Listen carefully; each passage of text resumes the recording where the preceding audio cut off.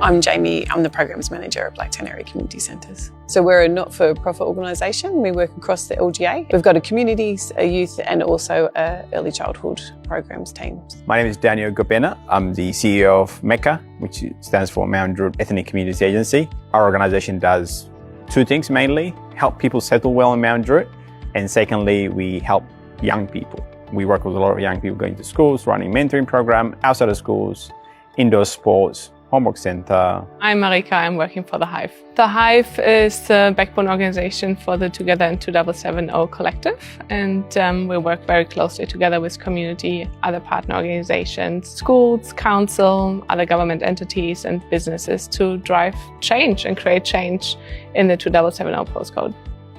The Blacktown social profile is an overview of all of the LGA, looking at the demographics and the areas and including all of the different people that we've got that make up, I guess, the diversity of Blacktown. And the main thing about the social profile is that it gives you a snapshot of what's happening in the community, what are the needs, who are the people that's living, what do they do, if there's any trends happening in the community as well. Really seeing the social profile as an addition to all the other data sets that are available, if it's a census, ADC data and so forth, to really have a broader understanding and insight into the social life and well-being in Blacktown.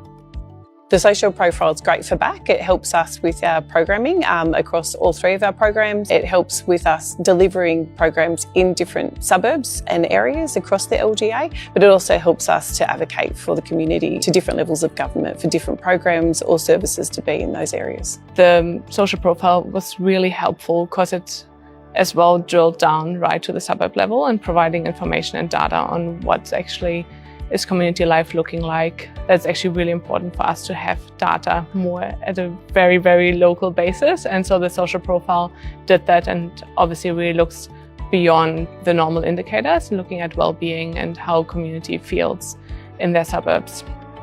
Recently, one of the big grants we applied was actually called Safer Community, which is a federal government grant. And in that grant application, we did use a social profile that the council had. We were successful in that, so we're quite grateful for those kind of data to indicate the needs and show to the decision makers. Recently we were lucky to get a club grant to do translations of our Ruby Roo book. Originally we were going to do it in Assyrian, and then we looked at the social profile and we were able to also do that in Tongan and also Bengali. One is really having that evidence base to make decisions around our strategic planning. We're using it also for our submissions. So if it's our advocacy work to all levels of government, to really support that, having that official research from council is really, really helpful. We've used it to do our 5-year strategic plan and also for grant writing and for an inquiry into loneliness with New South Wales Parliament. To do those kind of grant application to indicate a specific need in those small corners, you do need the local government who have focused on that area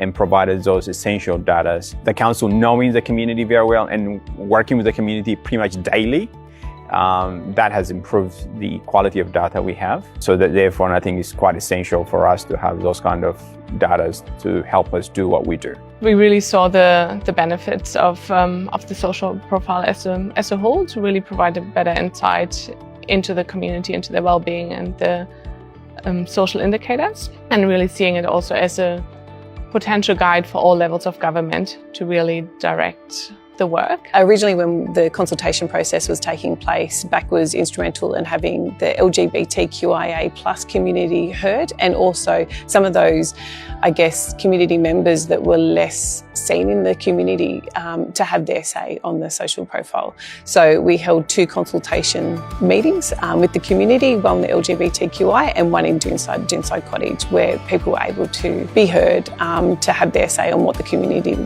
needs. It's wonderful that the Blacktown Council does those extensive work in the social profile compared to other councils when you have diversity and also those economic power. And I think it's essential that you do those kind of very fine extent of social profiling, so then you'll be able to discover your strengths. We really felt that it's important for the community to be represented in the social profile, so that there's a full understanding who the community is, knowing fully well how diverse the community is across the Blacktown LGA. Wanted to ensure that community has their voice heard, they're being listened to, and they can really share what their life is like at suburb level. It's great that Blacktown Council has completed a social profile. It helps community organisations like Black delve deeper into the needs and support those of the community.